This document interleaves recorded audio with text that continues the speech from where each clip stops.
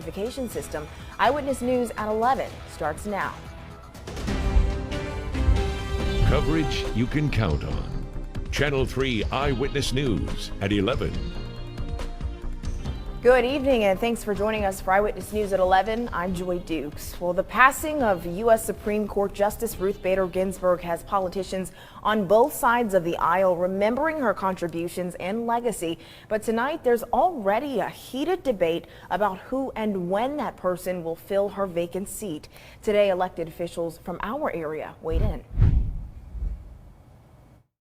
Touted as a champion for women's rights, Supreme Court Justice Ruth Bader Ginsburg will be a hard act to follow. She was a very civil lady, worked well with people with whom she agreed and people with whom she disagreed. But conversation about who will fill her seat on the U.S. Supreme Court has already begun. It's critically important that we maintain a full Supreme Court, particularly given the decisions before the court. With Ginsburg's passing due to complications of pancreatic cancer, only 8 members remain on the court. Congressman Chuck Fleischman says he believes it could leave room for the remaining justices to be split down the middle on decisions. We have some very serious issues facing the court, potentially even coming out of this upcoming election. So I applaud not only President Trump, but Leader McConnell in the United States Senate to get a replacement as quickly as possible. Fleischman, who says he recently had dinner with President Trump, told Channel 3 the president already has a short list of 20 potential replacements. Any appointment will have to go through the Senate Judiciary Committee before it's voted on by the full legislative body. And many Democratic leaders are calling for the decision to be made after the election, a precedent set by GOP lawmakers during the Obama administration. At today's campaign rally in North Carolina, President Trump said his nominee will be a woman and he will make the announcement next week. Well, Time magazine has released a new cover honoring Ginsburg. This is one of multiple special covers the magazine will use to present this year's Time 100 list of the world's most influential people. The magazine will include a special tribute to Ginsburg, who was featured on the list 5 years ago. Well, switching gears now, if you loved the fall weather we had today, like I've been enjoying it, Allison Pryor has some great news for us about tomorrow. She joins us now in the Storm Alert Center with details. Allison, I've been loving this fallish weather. You and me both. I think people on Facebook and social media have been commenting on our weather posts about it today. I've been hearing it from sky watchers. It's just been a nice treat. Yes, it's the last official weekend of summer, but the fall temperatures are here and they're going to be here again tomorrow. Now, the cloud cover we've been dealing with all day, that's really been thinning out over the past few hours. So just a few thin clouds across our region. Once we get after midnight, that's going to be diminishing even more. So we had that more dense cloud cover now is more through Atlanta to Birmingham. To our south, further in the Gulf of Mexico, this is Tropical Storm Beta. The new 11 o'clock advisory was just issued. It is still a tropical storm, but it's going to start making its trek more to a westerly direction for the day tomorrow. Now, overnight tonight, we're really going to see those temperatures drop once those clouds finish clearing out. So 50s across the area. 50 in Murphy. Definitely will need a jacket there tomorrow morning, but even here in Chattanooga, 59 degrees for your low tonight, 54 in Athens. But look at these nice, warm, comfortable temperatures for your highs on Sunday. 78 in Chattanooga and Dalton, 77 in Cleveland, and 74 in Altamont. Look at that icon too, plenty of sunshine. I'll have more details with your 3 weather key takeaways coming up in about 15 more minutes. Joy, back to you. Alrighty, Allison, thank you. Well, we are learning new information about the Bradley County new emergency notification system that they have there. This is how officials alert everyone about dangerous weather conditions in the area. Now, the Emergency Management Agency switched from its previous system, Nixle, because of cost issues. Now, we're told the new system has unlimited alerts with group features. Now, to receive alerts, you can sign up at bradleyco.regroup.com, and you can find the link to that website on our app. Well, Songbirds is back, but with a new purpose. The Songbirds Foundation will take over the upstairs space that used to house the Guitar Museum. The museum closed last month due to financial struggles brought on by the coronavirus pandemic. The foundation will transform the upstairs into a performing arts center with an emphasis on music education, shows, and events. It's expected to open sometime next year. Well, the Chattanooga-based nonprofit Reach One, Teach One, UCA, held a Boys in Leadership brunch today at Brainerd Crossroads. It was an opportunity for the community to learn about the nonprofit and register eligible children for the free services it offers. Convicted felon Reginald Yerby founded the nonprofit 2 years ago, and since then he has made it his mission to reach at-risk youth and help change their lives. From leadership skills, team building skills, teaching them that they are the biggest brand and help them brand themselves and try to make entrepreneurs out of it. Well, the program has nearly tripled in enrollment in the last 2 years, and Yerby says he is looking to further expand community outreach. Well, the group Concerned Citizens for Justice is joining forces with the Chattanooga Democratic Socialists of America for a brake light clinic tomorrow. That'll be taking place from 11 until 2 on East 3rd Street next to the Family Dollar. The group says you can come out for new brake lights, food, and conversation. Well, still ahead at 11, there may be a deal in the works to avoid tomorrow's TikTok download ban, and the president has given it his blessing. What this means for the app's users next.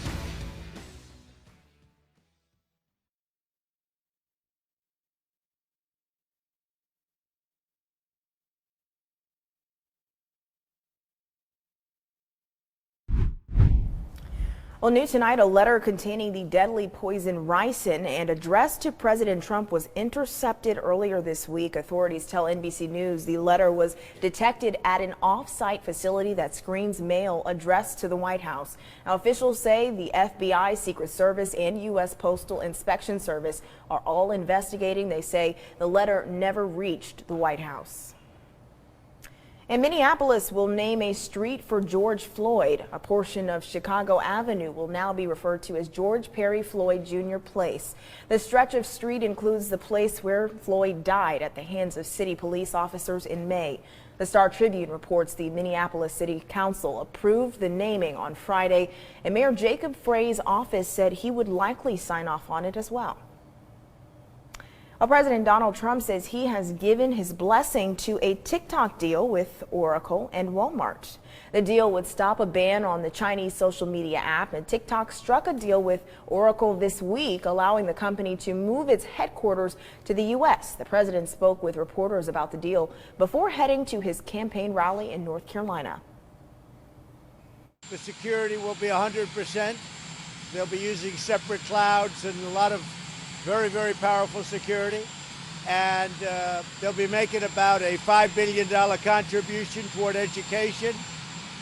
We're going to be setting up a very large fund toward the education of American youth. Well, the president says the new company would hire at least 25,000 people and would most likely be incorporated in Texas. Well, meanwhile, American users are flocking to TikTok and WeChat ahead of tomorrow's ban on downloads. TikTok downloads were up 12%, and WeChat is seeing a 150% increase. People who have the apps on their phones will be able to keep using them. The Commerce Department is banning downloads, citing national security concerns, unless the deal is approved. Well, just ahead, hear from Maggie Miller, a 6-year-old who celebrated her birthday today in a very special way with some special people you see there. We'll be right back.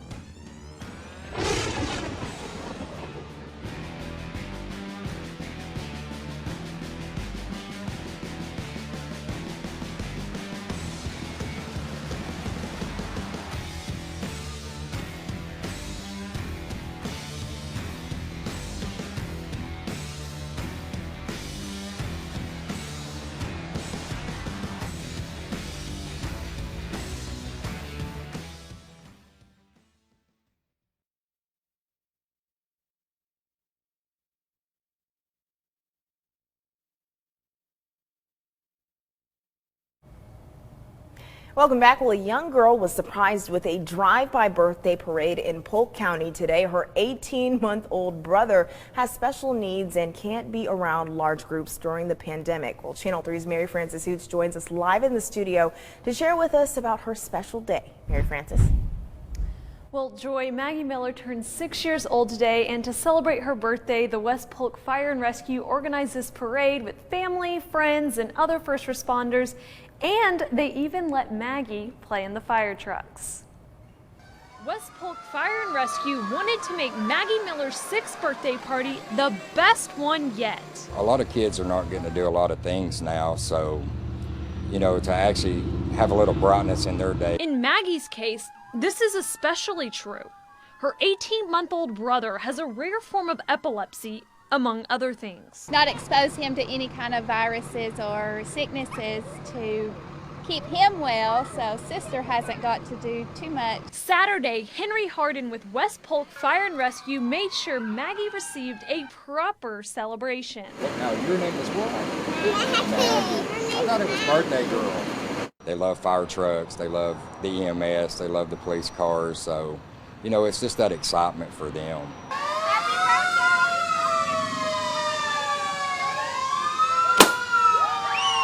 They even let Maggie and her friends get in their trucks. That's my favorite birthday ever.